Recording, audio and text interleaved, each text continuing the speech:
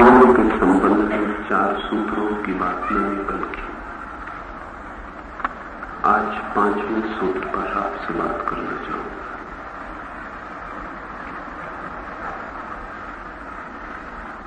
योग का 5वां सूत्र है, जो अणु में है वो विराट में भी है, जो क्षुद्र में है वो विराट में भी है, जो सूक्ष्म से सूक्ष्म में है वो बड़े से बड़े में भी है, जो गुरु में है वही सागर में है। इस सूत्र को सदा से योग ने घोषणा दी थी, लेकिन विज्ञान ने अभी अभी इसको भी समर्थन दिया। सोचा भी नहीं था कि अणु के भीतर इतनी ऊर्जा, इतनी शक्ति मिल सकेगी।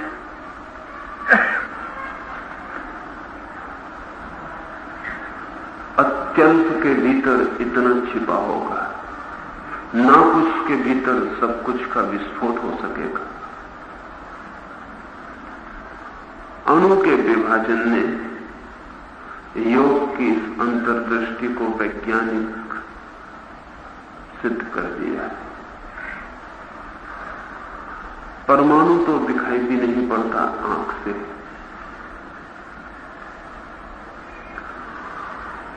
लेकिन इस न दिखाई पड़ने वाले परमाणु में, इस अदृश्य में विराट शक्ति का संग्रह, वो विस्फोट हो सकता है। व्यक्ति के भीतर आत्मा का अणु तो दिखाई नहीं पड़ता है, लेकिन उसमें विराट ऊर्जा छिपी है और परमात्मा का विस्फोट हो सकता है।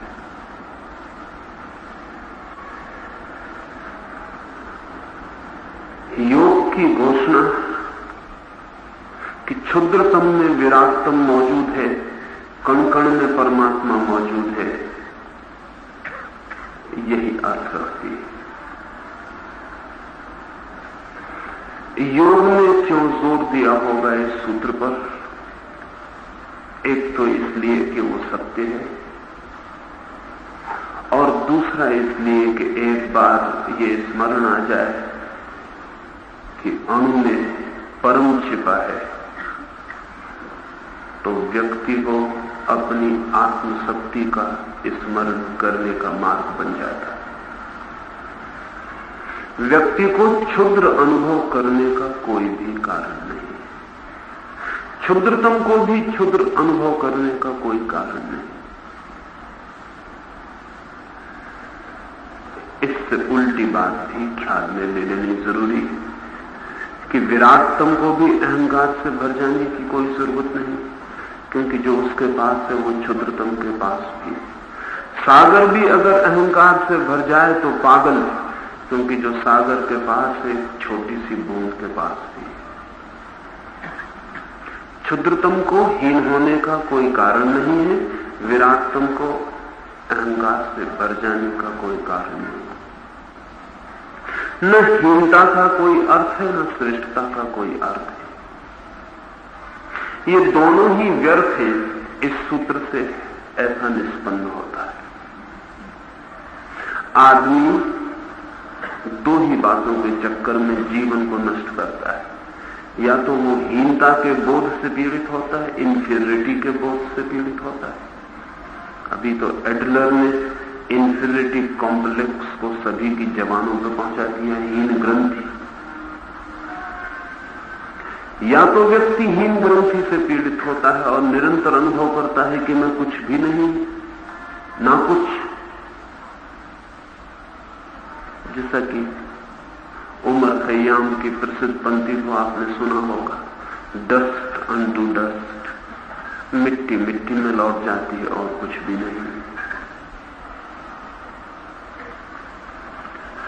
हीनता अगर व्यक्ति को पकड़ ले तो बहुत गहरे और बहुत भीतर रुग्णता और डिसीज पकड़ लेती। कोई अगर ऐसा जीने लगे कि जैसे कुछ भी नहीं है, तो जीना ही मुश्किल हो जाता है। वो जीते जी मर जाता है। बहुत कम ही लोग हैं जो मरने तक जिंदा रहते हैं, अधिक लोग पहले ही मर जाते हैं। अक्सर तो ऐसा होता है कि 70 साल में दफनाए जाते हैं, मरना तो बहुत पहले हो गया होता है। मरने और दफनाने के समय में 30-30, 40-40, 50-50 साल का फासला होता है। जिस दिन लगता है हीनता पकड़ लेती है भीतर, और अगर इस चारों तरफ फैले हुए विराट को देखेंगे तो हीनता पकड़ ही लेगी। क्या है स्थिति मनुष्य की? कुछ भी नहीं। सागर की लहरों पर एक तिनका मालूम होता है, न कोई दिशा है, न कोई शक्ति है। अगर ऐसा हीनता मन को पकड़ ले तो जीते जी जीवन उदास और मृत हो जाता है, राख हो जाता है, अंगारा बुझा बुझा हो जाता है। और अगर भीतर अपना ही जीवन बुझ जाए, बुझा बुझा हो जाए, अपनी ही दिए की ज्योति बुझ जाए, तो फिर सूर्यों के प्रकाश का भी क्या करिएगा? होगा, लेकिन उससे कोई अर्थ नहीं रह जाता। व्यक्ति के भीतर विराट है, इसका स्मरण जरूरी है। व्यक्ति के भीतर अनंत है, इसका स्मरण जरूरी है। व्यक्ति के भीतर परमात्मा है, इसका स्मरण जरूरी है, ताकि व्यक्ति हीन न हो जाए। और मजे की बात है कि हीनता को मिटाने के लिए व्यक्ति श्रेष्ठता की कल्पनाओं में पड़ जाता है। सुपीरियरिटी कॉम्प्लेक्स, वो जो हीनता की भावना है, उसे दबाने के उपाय में लग जाते हैं। लगती है भीतर हीनता तो आदमी धन कमाने लगता है कि धन कमा के दुनिया को बता दे और खुद भी समझ ले कि नहीं, कुछ भी नहीं, बहुत कुछ हूं। हीनता की ग्रंथि दौड़ाती है और आदमी सिंहासनों पर चढ़ने लगता है, ताकि सिंहासनों पर खड़े होकर घोषणा कर दे कि कौन कहता है कि मैं कुछ भी नहीं हूं, मैं कुछ हूं। हीनता ही श्रेष्ठता की दौड़ बन जाती है। इसलिए जितने लोग श्रेष्ठ होने की पागल दौड़ में होते हैं, भीतर हीनता ग्रंथि से पीड़ित होते हैं। एडलर ने तो बहुत अद्भुत बातें कही हैं, तो उसकी बातें अर्थपूर्ण हैं। उसने कहा है कि अक्सर जो लोग दौड़ में प्रथम आते हैं, वे ही होते हैं जो बचपन में लंगड़ाते हैं। और जो लोग संगीत में बहुत कुशल हो जाते हैं, वे ही होते हैं जो बचपन में जरा कम सुनते हैं। और जो लोग राष्ट्रपति बन जाते हैं और प्रधानमंत्री हो जाते हैं, अक्सर वही लोग जिनको स्कूल के बेंचों पर पीछे बैठना पड़ता है। वो जो चोट लगती है हीनता की, वो सिद्ध करने निकल पड़ते हैं लोग दुनिया में कि हम कुछ हैं, दिखा देंगे कि हम कुछ हैं। इसलिए राजनीतिक अगर हीनता से पीड़ित होता है तो आश्चर्य नहीं। भीतर एक कीड़ा लगा हुआ है कि मैं कुछ भी नहीं हूं, और ये मन को दुखाता है, तकलीफ में डाल देता है, दौड़ाता है। लेनिन अगर कुर्सी पर बैठता था तो उसके पैर जमीन तक नहीं पहुंचते थे। उसके ऊपर का शरीर का हिस्सा बड़ा था और पैर छोटे थे।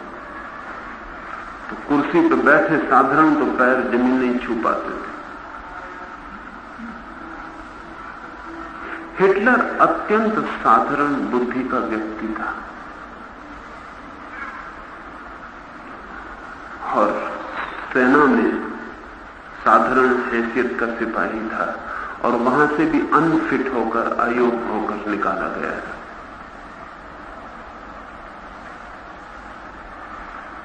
स्टेलिन एक चम्हार का लड़का था और लिंकन भी एक चम्हार का लड़का था।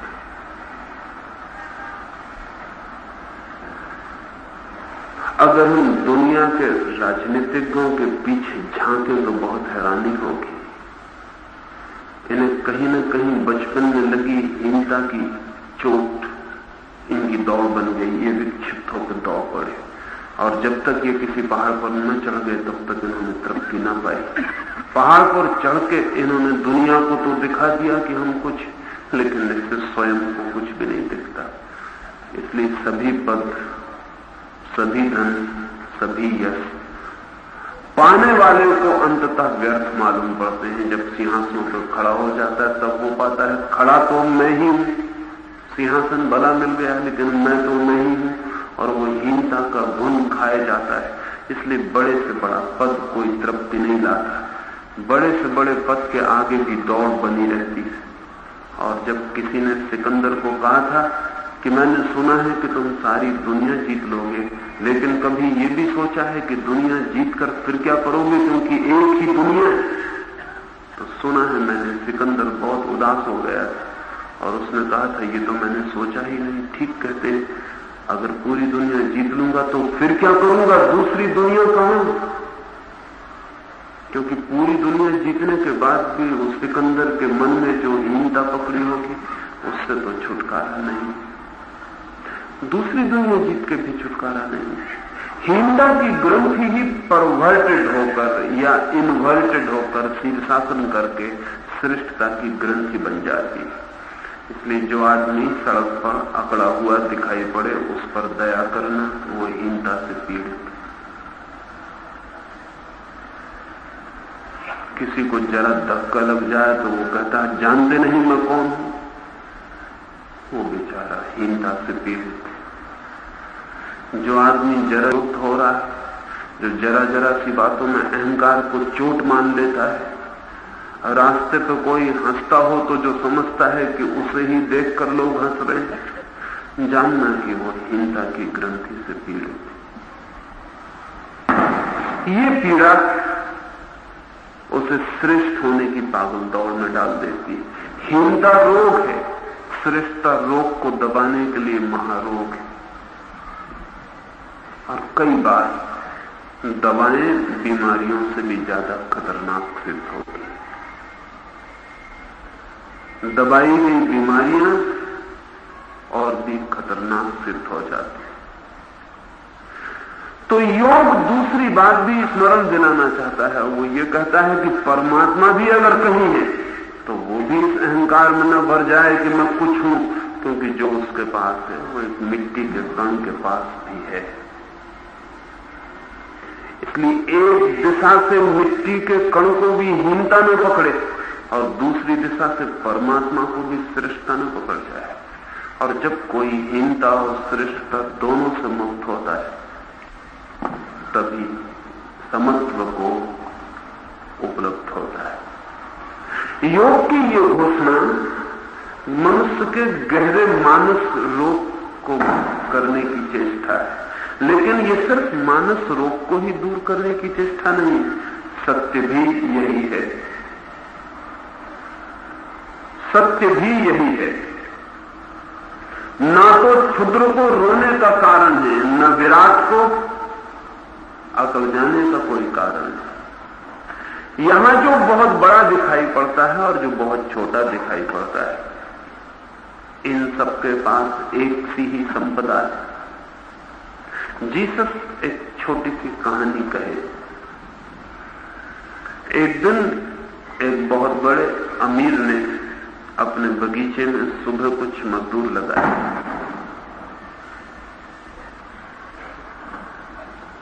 फिर दोपहर कुछ मजदूर और उस अमीर के पास गए और उन्होंने कहा हमें भी काम दो। उसने उन्हें भी बगीचे में लगा दिया। फिर दोपहर ढलने लगी, तब कुछ मजदूर गए और उन्होंने कहा हमें भी काम दो। उस अमीर ने उन्हें भी काम पर लगा दिया। फिर सांझ जब सूरज ढलता था और दिन अस्त होता था, तब भी कुछ मजदूर गए और उस अमीर ने उन्हें भी काम पर लगा दिया। फिर सूरज ढल गया और सबको दिन भर का मेहनताना बांटा गया, तो उसने सबको बराबर मेहनताना दे दिया। जो सुबह से आए थे वे नाराजगी में खड़े हो गए। उन्होंने कहा ये अन्याय है, हम सुबह से मजदूरी कर रहे हैं।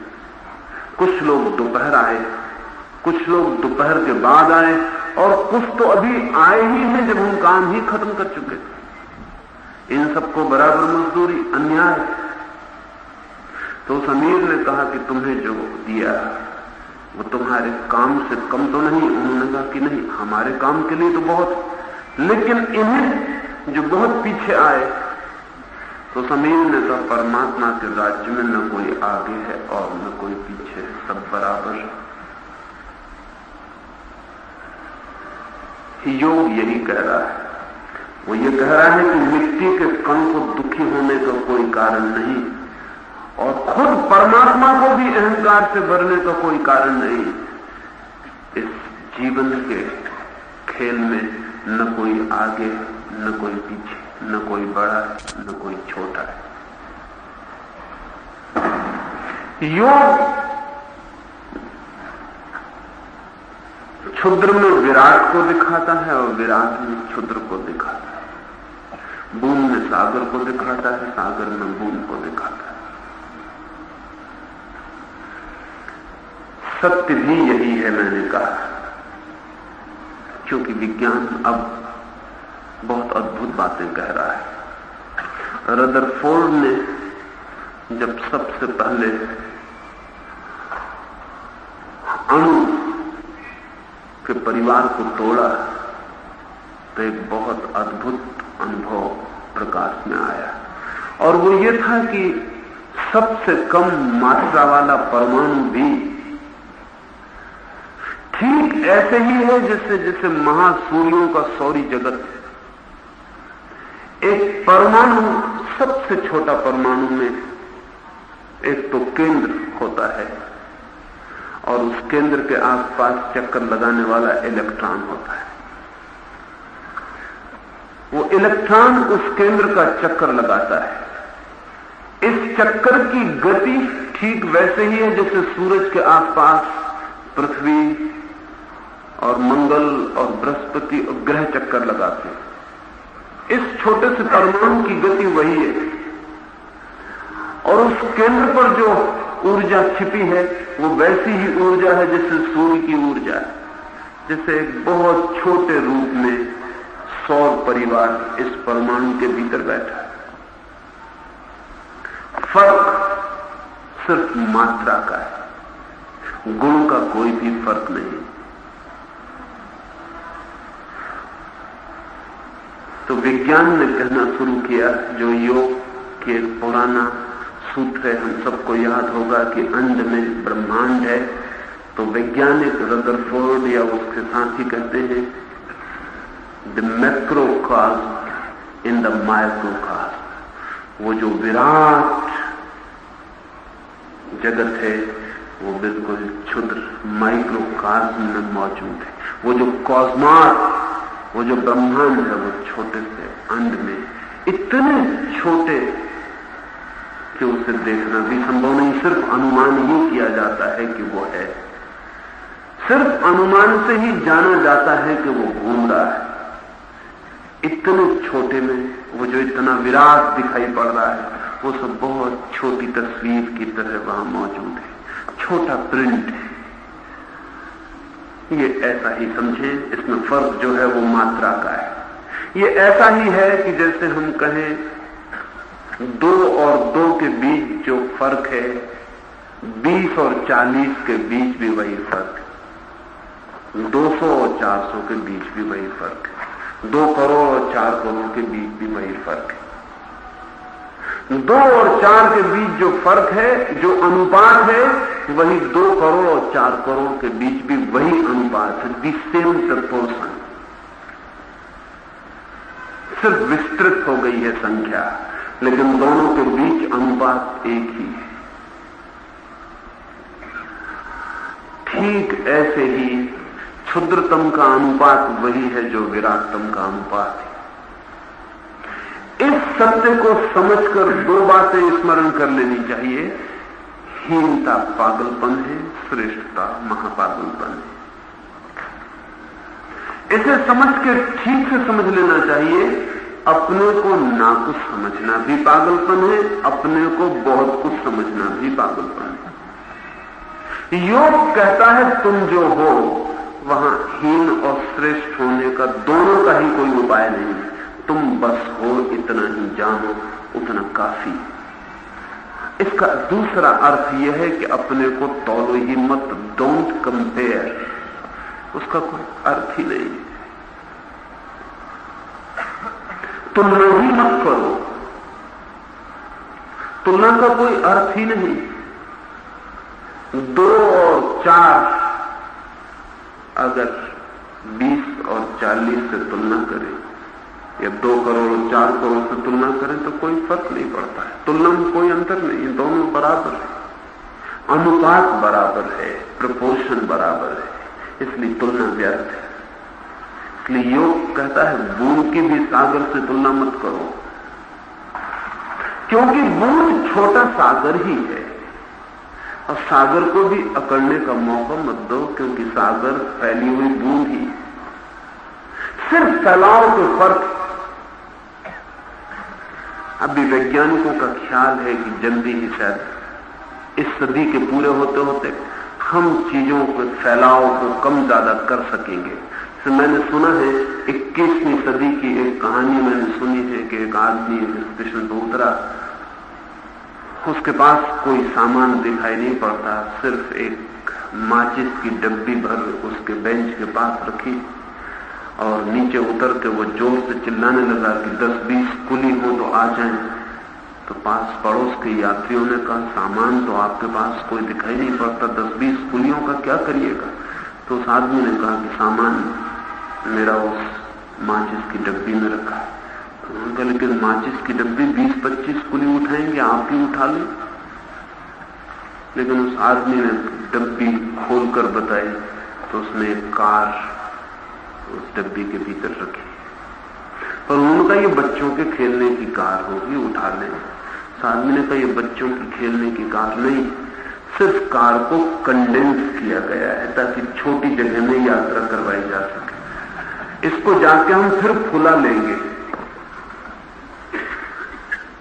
जैसे कि गुब्बारे को हम खोल के रख लेते हैं तो सिकुड़ जाता है, भीतर हवा भर देते हैं तो फैल जाता है। अब वैज्ञानिक कहते हैं कि लोहे को भी और सिकोड़ा जा सकता है, जैसे कि रुई को सिकोड़ते हैं ऐसे लोहे को भी सिकोड़ा जा सकता है, फिर फैलाया जा सकता है। क्योंकि प्रत्येक चीज परमाणुओं का जोड़ है और परमाणुओं के बीच में बहुत स्पेस है, उस स्पेस को छोटा बड़ा किया जा सकता है। तो यह हो सकता है कि पूरी रेलगाड़ी एक छोटी सी माचिस की डब्बी में लाई जा सके और फिर उसे वापस फैला के बड़ा किया जा सके। जिस दिन ये हो जाएगा, प्रयोग तो हो गया है, बड़े पैमाने पर उपयोग में आएगा वक्त पर। जिस दिन ये हो जाएगा उस दिन बूंद को सागर से तुलना करने में क्या अर्थ रहेगा? सागर को सिकोड़ के बूंद बनाया जा सकता है, बूंद को फैला के सागर बनाया। व्यक्ति को फैला के परमात्मा बनाया जा सकता है, परमात्मा को सिकोड़ के व्यक्ति बनाया जा सकता है। ऐसा हो ही गया है। योग इसे बहुत दिन से कह ही रहा है कि चीजों में सिर्फ फैलाव का अंतर है और कोई अंतर नहीं। बड़ा और छोटा सिर्फ फैलाव है, छोटा और बड़ा सिर्फ फैलाव है। ये 5वां सूत्र है और महत्वपूर्ण है, क्योंकि एक बार ये दृष्टि में साफ आ जाए तो आपकी हीनता कहां टिकेगी, आपकी श्रेष्ठता कहां टिकेगी, कहां रखिएगा, किस लिए बोझ ढोइएगा? उसे आप छिटक के फेंक देंगे और अपने रास्ते पे चल पड़ेंगे।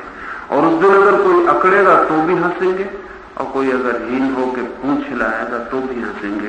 पूंछ हिलाने वाले से कहेंगे कि बेकार मेहनत मत करो, अकड़ने वाले से कहेंगे नाहक शरीर को दुखाए जा रहे हो, कोई जरूरत नहीं। सब चीजें अपने होने में है, सब चीजें अपने स्वभाव में है, और सब स्वभाव अतुलनीय है। तुलना का कोई अर्थ ही नहीं, कोई प्रयोजन ही नहीं। योग का 6वां सूत्र, योग का 6वां सूत्र है कि ऐसा नहीं है कि जो क्षुद्र दिखाई पड़ता है वो, और जो विराट दिखाई पड़ता है वो। इनमें विराट दाता हो और क्षुद्र सिर्फ ग्राहक हो, भिखारी। ऐसा नहीं है। छठवां सूत्र है योग का, दान और ग्रहण, भिखारी होना और सम्राट होना सबके साथ इकट्ठा है। यहां बूंद भी सागर को दान देती है और सागर से दान लेती है। यहां क्षुद्र भी विराट को देता है और यहां विराट भी क्षुद्र में अपने को उंडेलता है। यहां ये देना और लेना बिल्कुल बराबर चल रहा है। अभी एक फ्रेंच वैज्ञानिक एस्टन ने एक छोटा सा यंत्र बनाया है और ये यंत्र योग की दिशा में बड़ा क्रांतिकारी सिद्ध होगा। एस्टन का ये यंत्र व्यक्ति में प्रतिपल अनंत से जो ऊर्जा समाविष्ट हो रही है उसको रिपोर्ट करता है कि वो कितनी मात्रा में प्रवेश कर रही है। आप खड़े हो जाएं उस यंत्र के पास तो वो यंत्र बताता है कि आपके भीतर चारों ओर ब्रह्मांड से जो शक्ति आ रही है वो किस मात्रा में आ रही है।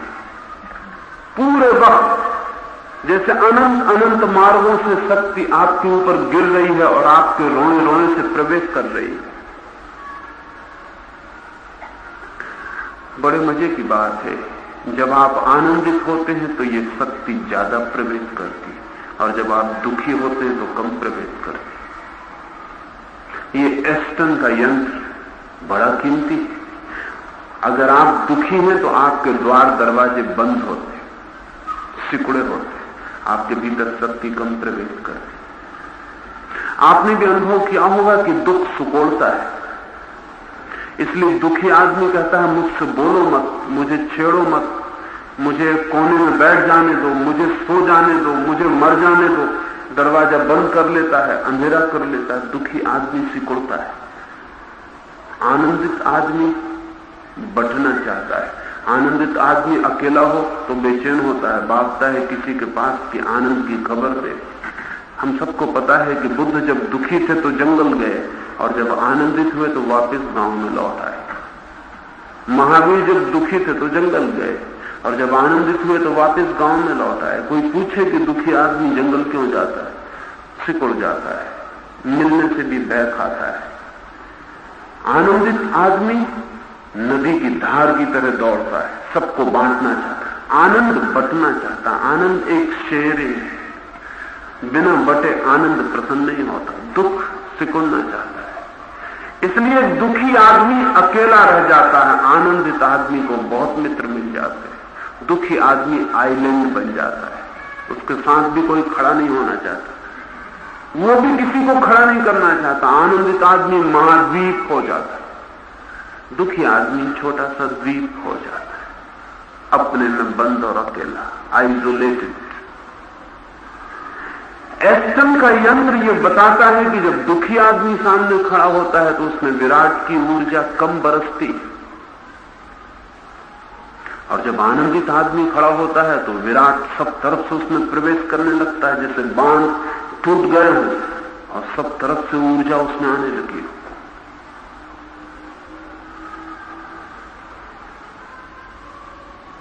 योग इसे बहुत दिन से कहता है। योग कहता है कि आदमी के भी द्वार दरवाजे हैं और तुम्हारे हाथ में कि तुम परमात्मा के लिए अपने दरवाजे खुले रखो कि बंद रखो। लीबनिस हुआ एक बड़ा गणितज्ञ, वो कहता था आदमी एक मोनोड है। मोनोड उसका शब्द है और मोनोड का अर्थ है विंडो लेस। ऐसा घर है जिसमें कोई खिड़की दरवाजा नहीं है, बंद घर है। और लीबनिस कहता था इस बंद घर में से हाथ भी फैलाओ तो दूसरे तक नहीं पहुंचते, अपने ही मकान की दीवारों को छूते, दूसरे तक कोई पहुंचते ही नहीं। सब आदमी अपने अपने में बंद है। साधारणता दुखी आदमी मोनोड होता है और ऐसा लगता है कि लीबनिस दुखी आदमी रहा होगा, या जिन लोगों को उसने जाना और सोचा होगा कि दुखी रहे होंगे, उसने किसी योगी को शायद कभी नहीं देखा, क्योंकि योगी बिल्कुल उल्टा आदमी होता है। अगर हम मोनोड के खिलाफ कोई शब्द बनाएं, कोई है तो नहीं शब्द। मोनोड का मतलब है विंडोलेस, खिड़की रहित, द्वार रहित। अगर हम योगी के लिए कोई शब्द बनाएं तो कहना पड़ेगा दीवार रहित। खिड़की द्वार तो सवाल ही नहीं है, पूरे मकान को द्वार बना लेता है, इसलिए दीवारें भी अलग कर देता है, खुले आकाश के नीचे हो जाता है, सब तोड़ देता है ताकि विराट उसमें सीधा बरसता है। बरसता नहीं, जुड़ ही जाता है।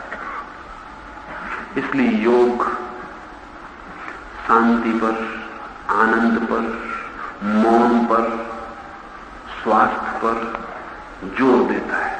अभी एस्टन का यंत्र बताता है कि जब मौन में आदमी खड़ा होता है तो ऊर्जा की मात्रा बढ़ जाती है, और जब बोलता है, बात करता है, विचार करता है, तब ऊर्जा की मात्रा कम हो जाती है। जब शांत खड़ा होता है तो ऊर्जा ज्यादा बरसने लगती है।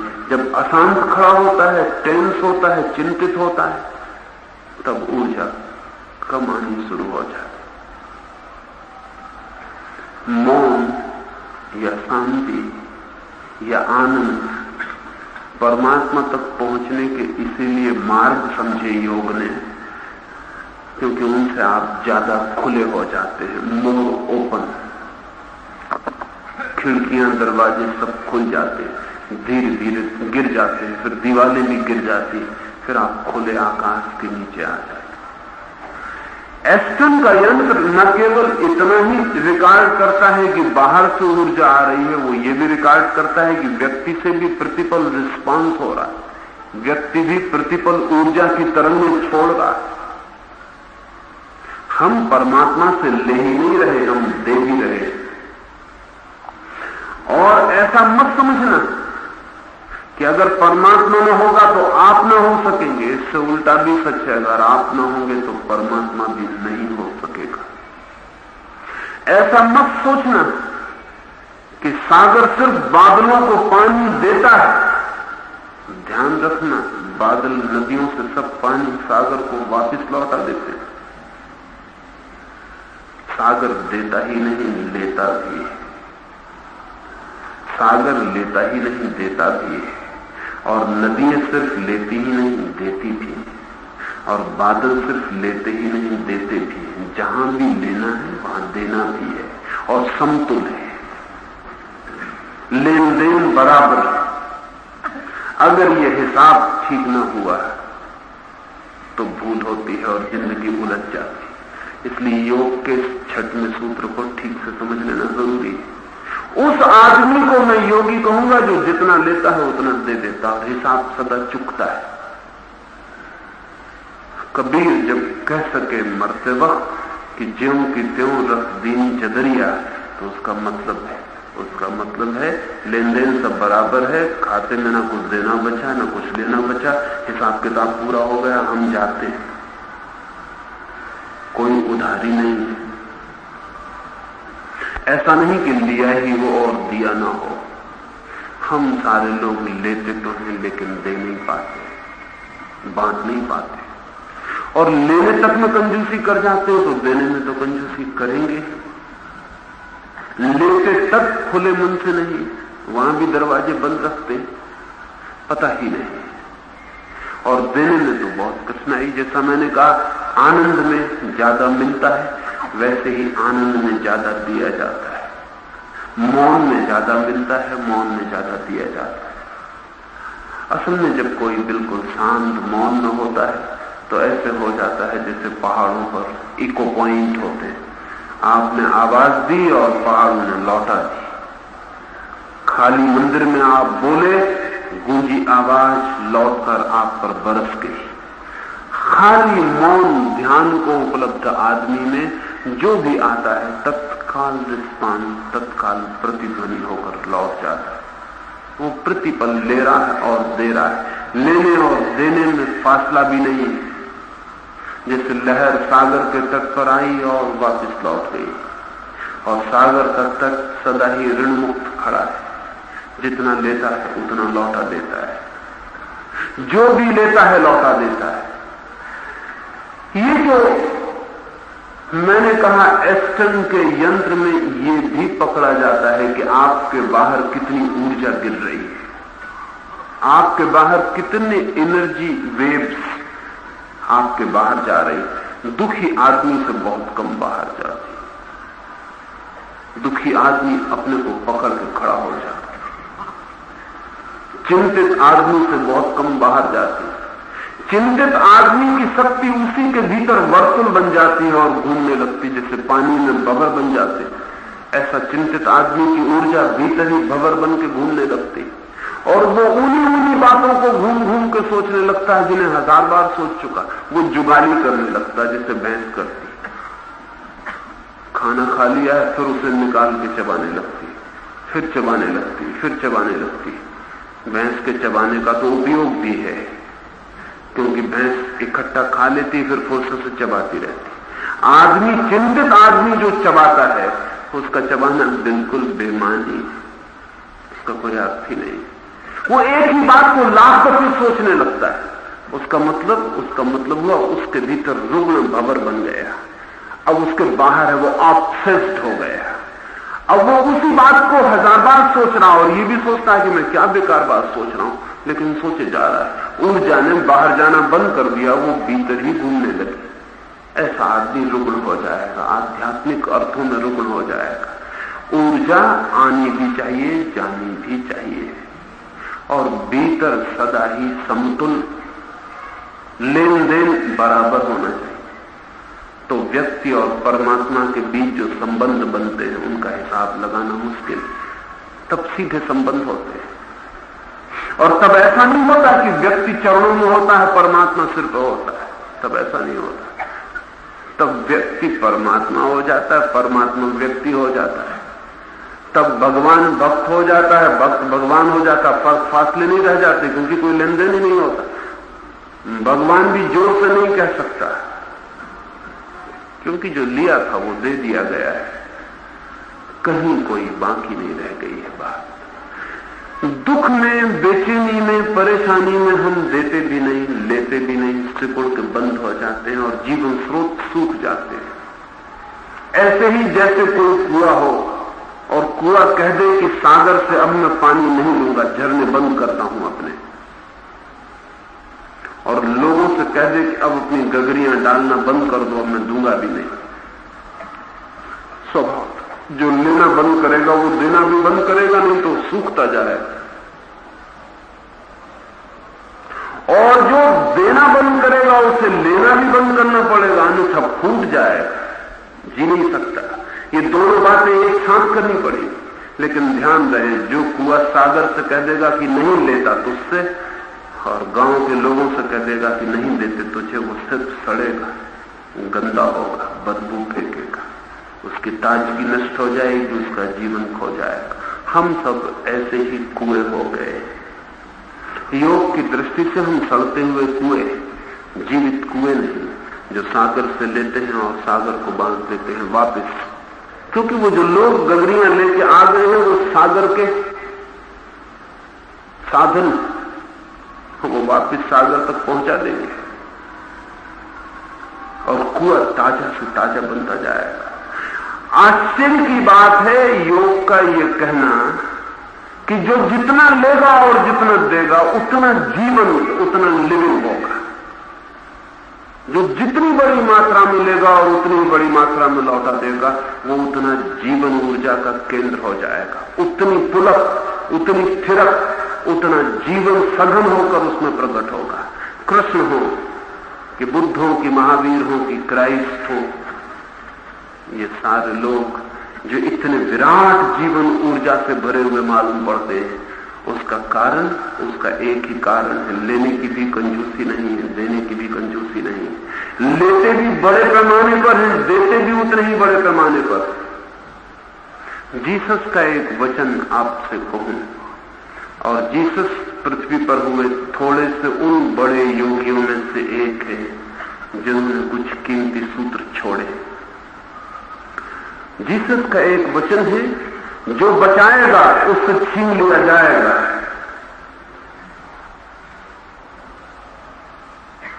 जिसके पास थोड़ा है उससे छीन लिया जाएगा, और जिसके पास बहुत है उसे बहुत दे दिया जाएगा। बड़ी उल्टी बात कहते हैं ना। हम कहेंगे कैसी जाति कर रहे हैं, जिसके पास कुछ नहीं है उसे दो, और जिसके पास बहुत कुछ है उसे क्यों देते हो, उसे ना दो तो भी चलेगा। लेकिन जीसस किसी और गहरी बात की बात कर रहे हैं। वे ये कह रहे हैं कि जिसके पास जितनी ज्यादा ऊर्जा है उसे उतनी ज्यादा दी जाएगी, जिसके पास जितनी कम ऊर्जा है उसे उतनी कम मिलेगी। मिलने का कारण यही है कि जिस आदमी के पास कम है वो आदमी अपने द्वार दरवाजे बंद किए बैठा है, इसीलिए कम है। उसने देने में कंजूसी की है, इसलिए लेने में हार गया, थक गया, ले नहीं सकता। सुनी है मैंने एक कहानी कि गांव में एक आदमी ने किसी किताब में पढ़ा कि रुपया रुपये को खींच लेता है। उसके पास 1 रुपया था, गरीब आदमी था। उसने सोचा अगर रुपये रुपये को खींच लेता है तो ऐसी जगह चलना चाहिए जहां रुपये हो, ताकि अपने रुपयों को वहां रखे और उससे रुपये को खींच ले। वो शहर गया, साहूकार की दुकान पर पहुंचा। सांझ रुपये गिने जा रहे थे तो वो बाहर सीढ़ी पे बैठ के अपने रुपये को बजाने लगा। बड़ी देर तक रुपये को उसने बजाया, लेकिन कोई रुपया खींच के आया नहीं। तब उसने सोचा कि दिखता है दूरी ज्यादा है, तो उसने अपने रुपये को साहूकार की गड्डियों पर फेंका। फिर थोड़ी देर राह देखी कि रुपया रुपये को लेके आए, लेकिन वो नहीं आया। तो उसने साहूकार से कहा कि गलत थी वो किताब, मेरा रुपया वापस कर दो। साहूकार ने कहा कौन सी किताब? उसने कहा मैंने एक किताब में पढ़ा है कि रुपये रुपये को खींच लेता है। साहूकार ने कहा सही थी वो किताब, रुपयों ने रुपये को खींच लिया है, तुम अपने घर जाओ। पागल, 1 रुपया इतने रुपयों को खींच सकेगा? सही थी वो किताब, रुपये ने रुपये को खींच लिया, तुम अपने घर जाओ। कभी भूल के मत कहना कि किताब गलत थी। और उस किसान ने फिर कभी किसी से नहीं कहा कि किताब गलत थी, क्योंकि किताब सही ही साबित हुई थी। जीसस जिस अद्भुत नियम की बात कर रहे हैं वो ये कह रहे हैं कि अगर चाहते हो कि विराट से भर जाओ तो विराट के दाता बनो। बांटो तो मिलेगा, रोका तो छिन जाएगा, बचाया तो खो दोगे, खोया तो पालोगे। उल्टे लगते हैं सूत्र, लेकिन योग उन सूत्रों को कहने का कारण समझता है। कारण है जितना ही हम अपने को खाली करते हैं उतना ही हम विराट के लिए स्थान रिक्त करते हैं। जितना ही विराट हम में उतरता है उतना ही हम खाली करने के आनंद से, लुटाने के आनंद से भरते हैं और उलीझते हैं। ये 6वां सूत्र ये कहता है कि यहां कोई भी न दाता है अकेला, न ग्राहक है अकेला। यहां न तो कोई अकेला भिखारी है और न कोई अकेला सम्राट। और जो आदमी अकेला सम्राट होना चाहे वो मुश्किल में पड़ेगा, और जो आदमी अकेला भिखारी होना चाहे वो भी मुश्किल में पड़ेगा। यहां तो भिखारी और सम्राट एक के ही भीतर है। एक हाथ से देना है और एक हाथ से लेना है, और हाथ उतना ही ले पाएगा जितने दूसरे हाथ में दिया है, और दूसरा हाथ उतना ही दे पाएगा जितना एक हाथ से लिया गया है। काश ये हमारी समझ में आ सके तो हमारी जिंदगी की सारी रूपरेखा बदल जाए। तब हम चीजों को पकड़ने वाले सिद्ध न हो, क्योंकि जो चीजों को पकड़ लेता है वो दरिद्र रह जाता है। जो जितने जोर से पकड़ लेता है उतना दीन रह जाता है। छोड़ने की कला आनी चाहिए, दे देने की कला आनी चाहिए, क्योंकि दे देने की कला ही पा लेने का मार्ग है।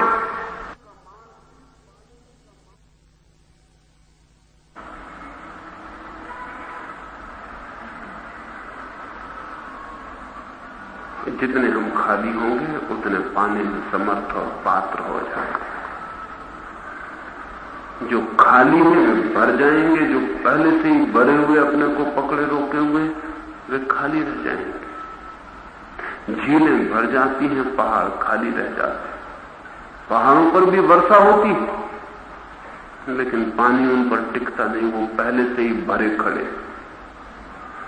झीलें खाली होती हैं, उन पर वर्षा ना भी हो तो कोई चिंता नहीं, पहाड़ों का पानी बह के झीलों में आ जाता और बढ़ जाता। झीलें खाली हैं, ये उनका राज है। खाली होते रहना है सब दृष्टियों से, तो भरते रहेंगे, और सब दृष्टियों से भरते रहना है तो खाली होते रहेंगे। ये दोनों एक ही सिक्के के दो पहलू हैं। और परमात्मा से अगर कोई मांगता ही चला जाए तो ध्यान रखें, परमात्मा से उसका कोई संबंध नहीं हो सकेगा। हमारे संबंध नहीं, क्योंकि मंदिर हमारे प्रार्थना गृह, वहां सिर्फ हम मांगते हैं, वहां हम याचक होते हैं। हमारी प्रार्थनाएं झूठी हो जाती, क्योंकि हमारी प्रार्थनाएं भिखमंगों की प्रार्थनाएं जो सिर्फ मांगने के लिए ही जाते हैं। ध्यान रहे, जब भी हम सिर्फ मांगने को जाते हैं तब हम परमात्मा को कोई मूल्य नहीं दे रहे, जो हमें चाहिए उसी को मूल्य दे रहे हैं। एक आदमी मेरे पास आया और उसने कहा कि मैं तो पहले परमात्मा में विश्वास नहीं करता था, अब करने लगा हूं। मैंने उससे पूछा क्या तुम्हारी कोई मांग पूरी हो गई? उसने कहा आप कैसे पहचाने? तो मैंने कहा और तो मुझे नहीं दिखाई पड़ता तुम्हारी शक्ल से कि तुमने कोई परमात्मा की थोड़ी सी भी यात्रा की हो।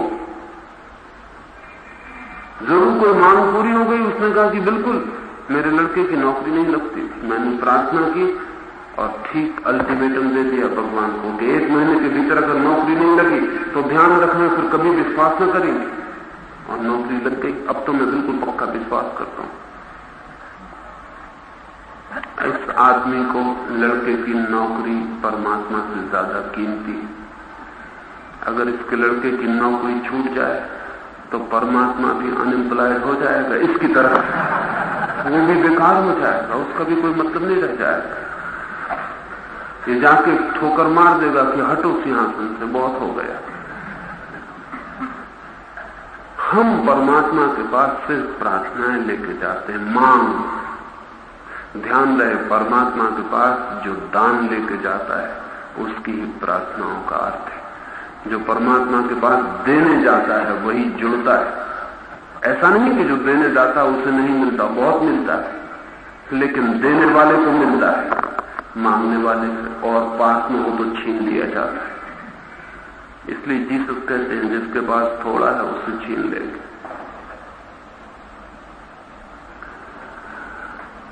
जैसे ही कोई देने को तैयार हो जाता है वो पाने का हकदार हो जाता है, क्योंकि देने के लिए हृदय के द्वार खोलने पड़ते हैं, उन्हीं द्वारों से मिलता है। और जो देने में डरता है उसे दरवाजे बंद रखने पड़ते हैं कि चोर ना आ जाएं, भिखारी ना आ जाएं, कोई दरवाजे पर मांग ना ले, उसे खिड़की दरवाजे सब बंद रखना पड़ते हैं। घर के भीतर से वो मांग करता है कि ये दे वो दे, दरवाजे बंद हैं देने। अगर परमात्मा दरवाजे पर आएगी तो वो इस डर से दरवाजा ना खोलेगा कि पता नहीं कोई भिखारी आ गया हो, कोई मांगने वाला ना आ गया हो। और मैंने सुना है कि परमात्मा ये मजाक बहुत बार करता है कि भिखारी की शक्ल में द्वार पे आ जाता है, तब पहचान हो जाती पक्की कि आदमी पाने का पात्र है, क्योंकि जो अभी देने में ही समर्थ नहीं हुआ वो पाने का पात्र नहीं हो सकता। स्वभावतः भगवान आपसे धन नहीं मांग सकता है, स्वभावतः परमात्मा आपसे मकान नहीं मांग सकता है, क्योंकि मकान आपका नहीं, आप कल नहीं होंगे और मकान होगा। और धन आप नहीं है, आपके हाथ में है, आज कल किसी और के हाथ में होगा। परमात्मा तो एक ही चीज मांग सकता है, आपको मांग सकता है। आप ही एकमात्र मांगने जैसी चीज हो सकते हैं। इसलिए योग कहता है जो अपने को देने को तैयार है वो सब पाने का हकदार हो जाता है। हम अपने को दे पाए, हम अपने को छोड़ पाए, हम कह पाए कि राजी हूं मुझे ले ले। विवेकानंद के जीवन में एक छोटा सा स्मरण है। विवेकानंद के पिता चल बसे तो घर में बहुत गरीबी थी और घर में भोजन भी इतना नहीं था कि मां और बेटा दोनों भोजन कर पाए। तो विवेकानंद अपनी मां को ये कह के कि आज किसी मित्र के घर निमंत्रण है, मैं वहां जाता हूं, कोई निमंत्रण नहीं होता था, कोई मित्र भी नहीं थे। सड़कों पे चक्कर लगा के घर वापस लौट आते थे, अन्यथा भोजन इतना कम है कि मां उनको खिला देगी और खुद भूखी रहेगी। तो भूखा घर लौट आते, हंसते हुए आते कि आज तो बहुत गजब का खाना मिला। क्या चीजें बनी थी, बस उन्हीं चीजों की चर्चा करते आते जो कहीं बनी भी नहीं थी, जो कहीं खाई भी नहीं थी। भूखे चक्कर लगा के लौट आए थे ताकि मां खाना खा ले। रामकृष्ण को पता चला तो उन्होंने कहा कि तू कैसा पागल है, भगवान से क्यों नहीं कह देता, सब पूरा हो जाए। तो विवेकानंद ने कहा कि खाने पीने की बात भगवान से चलाऊं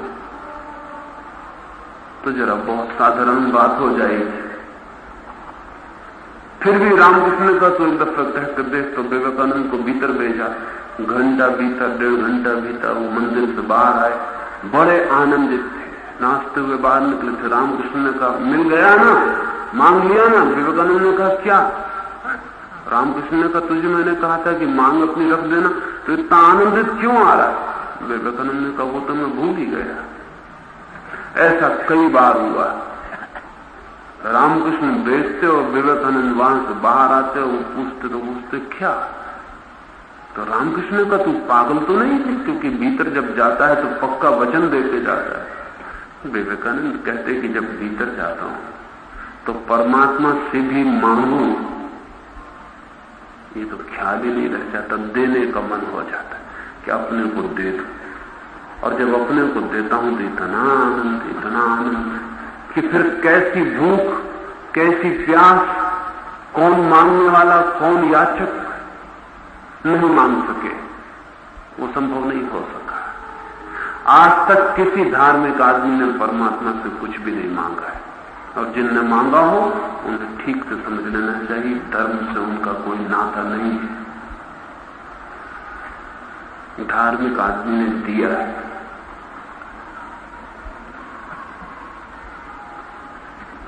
जीसस को सूली लगी। सूली लगने के रात पहले गethsemane के बगीचे में उनके मित्रों ने कहा अपने पिता से, अपने परमात्मा से कह दो मांग लो जो मांगना है। जीसस हंसते रहे। फिर सुबह उनको सूली लगने का वक्त भी आ गया और साथ में उनसे बार बार कहते रहे कि तुम अपने परमात्मा से क्या क्यों नहीं देते कि ये मत करवाओ। लेकिन जीसस हंसते रहे। फिर सूली पे भी लटका भी दिए गए, हाथ में खीलियां ठोंक दी गई, और तब एक क्षण को उनके मुंह से आवाज निकली और लटक गए। फिर ये सूली नहीं थी, ये परमात्मा की गोद हो गई है। अब वे अपने को दे सके। वे सूली पे लटक गए। सूली पे लटकना प्रतीक बन गया है भी अद्भुत प्रतीक कि जिन्हें परमात्मा तक जाना है उन्हें अपने को, मैं को बिल्कुल सूली पर लटका के देने का साहस चाहिए। लेकिन आदमी बेईमान है, उसकी बेईमानी का कोई अंत नहीं। ईसाई पादरी गले में सोने की सूली लटकाए हुए सारी पृथ्वी पे घूम रहे। कोई पूछे सूलियां भी सोने की होती है, और कोई पूछे कि गला सूलियों पर लटकाया जाता है कि गले में सूलियां लटकाई जाती है। लेकिन आदमी धोखेबाज है। जीसस सूली पे लटकाए गए, उनका मानने वाला गले में एक छोटी सी सूली लटका के घूम रहा है। सूली भी आभूषण बना सकता है। आदमी इतना बेईमान है। देने की बात ही भूल जाता है, मिटने की बात ही भूल जाता है, पाने की बात ही पर याद रखता है। योग कहता है जिस अनुपात में दिया जाएगा उसी अनुपात में मिलता है, और जो दिया जाएगा वही मिलता है। अगर जीवन दे देंगे तो जीवन मिलेगा, अगर स्वयं को दे देंगे तो स्वयं का होना परिपूर्ण रूप से मिलेगा, अगर अहंकार दे देंगे तो आत्मा मिलेगी, अगर ये ना कुछ व्यक्तित्व दे देंगे तो परम व्यक्तित्व मिलेगा, अगर ये मरण धर्म शरीर दे देंगे तो अमृत देह मिलेगी। जो भी दिया जाएगा वो मिलेगा। और हमारे पास क्या हो सकता है? देने योग। हमारे पास मरण धर्मा देह है, एक झूठा अहंकार है, ख्याल है कि मैं कुछ हूं, बस यही चीज है। ये हम दे देंगे। इनको देते से ऑथेंटिक सच में जो मेरा होना है वापस आ जाता है। सच में जो मेरी देह है अमृत धर्मा वो मुझे मिल जाती है। इसलिए योग के 6वें सूत्र को ठीक से ध्यान में रखना। देना ही पाना है, मिटना ही होना है, क्योंकि यहां बूंद भी सागर को देती है। लेकिन जब कोई बूंद सागर को देती है तो कभी देखा, जब बूंद अपने को सागर को देती है तो सागर बूंद को मिल जाता है, तत्काल बूंद सागर हो जाती है। कबीर ने कहा है, एक बहुत अद्भुत वचन कहा है कबीर ने, कहा है कि खोजते खोजते मैं खो गया, और फिर ऐसा हुआ कि बूंद समानी समुद्र में सोकत हेरी जाए, और फिर बूंद सागर में गिर गई। अब मैं बूंद को कैसे वापस निकालूं?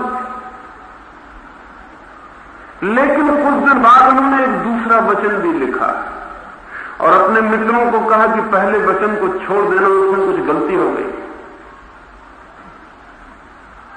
पहला वचन था, हेर फेर थे सखी रहा कबीर हिराई, बूंद समानी समुद्र में सोकत हेरी जाए। फिर दूसरा वचन उन्होंने लिखा कि पहले को काट देना, उसमें गलती हो गई। दूसरे वचन में बात उन्होंने उलट दी, उन्होंने लिखा कि हेर फेर थे सखी रहा कबीर हिराई, समुद्र समाना बूंद में सोकत हेरी जाए। कहा कि काट दो वो पहली बात, उसमें कुछ गलती हो गई कि बूंद सागर में गिर गई। अब मैं तुमसे ज्यादा असली बात कहता हूं कि सागर बूंद में गिर गया है, और बूंद सागर में गिरी होती तो निकाल भी लेते। अब सागर बूंद में गिर गया, अब कहां निकालेंगे, अब कैसे निकालेंगे? जब बूंद सागर में गिरती है तो ये बूंद की तरफ से हमें लगता है कि बूंद सागर में गिर रही, लेकिन जब गिर जाती तब बूंद को पता चलता है कि ये तो सागर ही मुझ में गिर गया। जब व्यक्ति अपने को खोता है तब तक उसे लगता है मैं अपने को खो रहा। जैसे ही खोता है वैसे उसे पता चलता है ये तो परमात्मा का मिलना हो गया, ये तो मैंने खोया नहीं पाया। दान उपलब्धि बन जाती है, देना मिलना बन जाता है, खोना पाना हो जाता है, मृत्यु जीवन का द्वार हो जाती है, और ये लेना देना प्रतिपल चल रहा है। काश ये समतुल हो सके, जितना हमें मिले उसे हम दे पाए, तो जीवन परमात्मा में हो जाता है। इसलिए इस 6वें सूत्र को मैंने जोर देकर आपसे कहा, और धार्मिक व्यक्ति में उसको ही कहता हूं जिसके जिंदगी में ये देना लेना पूरे वक्त बराबर है। कितना लिया है सूर्य से, धन्यवाद भी दिया है कभी, आकाश से कितना पाया है, लेकिन कभी आंखें उठाकर अनुग्रह माना, फूलों से कितना उपलब्ध किया है, लेकिन कभी फूलों के पास ठहर कर 2 क्षण आभार प्रकट किया है? नहीं। जहां जहां से नहीं मिलता वहां वहां शिकायत करने हम जरूर पहुंच जाते, लेकिन जहां जहां से मिल रहा है अनंत वहां धन्यवाद भी नहीं है, देने की तो बात बहुत दूर है। एक छोटी सी कहानी और इस बात को मैं पूरा करूंगा, फिर हम अगले सूत्रों पर कल बात करेंगे। बुद्ध का एक युवा भिक्षु ज्ञान को उपलब्ध हो गया, तो बुद्ध ने उससे कहा कि अब तूने पा लिया, अब तू जा और लोगों को खबर दे उस मार्ग की, उस राह की, उस द्वार की जहां से तूने प्रवेश किया। जा और लोगों से बता वो मंदिर जहां आनंद के निनाद हो रहे हैं।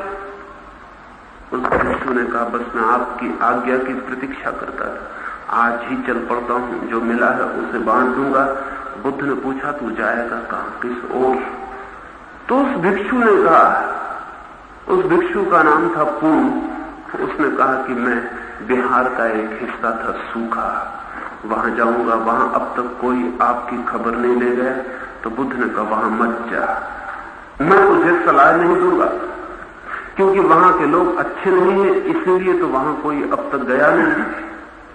तो उस पूर्ण ने कहा कि जहां लोग अच्छे हैं वहां मेरे जाने की जरूरत ही क्या है, मुझे वहीं जाने की आज्ञा दे। तो बुद्ध ने कहा मैं तुझसे 3 सवाल पूछ लूं, फिर तू जा सकेगा। पहला सवाल ये पूछता हूं कि वहां के लोग दुष्ट हैं, कठोर हैं, गंवार हैं, वे तुझे गालियां देंगे तो तेरे मन को क्या होगा? तो पूर्ण ने कहा आप भली भांति जानते हैं कि मेरे मन को क्या होगा, वही जो आपके मन को होगा। मेरे मन को यही होगा कि कितने भले लोग सिर्फ गालियां देते हैं, मारते नहीं है, मार भी सकते। तो बुद्ध ने कहा पूर्ण समझ कि वे तुझे मारे भी, क्योंकि वे लोग बहुत बुरे हैं, मारेंगे भी। तो वे जब तुझे मारेंगे तब तेरे मन को क्या होगा? तो पूर्ण का वही जो आपके मन को होगा। धन्यवाद दूंगा कि कृपा है प्रभु की कि अच्छे लोगों में आ गया, सिर्फ मारते ही हैं, मार ही नहीं डालते हैं, मार भी डाल सकते। तो बुद्ध ने कहा बस आखिरी सवाल और पूर्ण कि अगर वे मार ही डालें तो मरते क्षण में आखिरी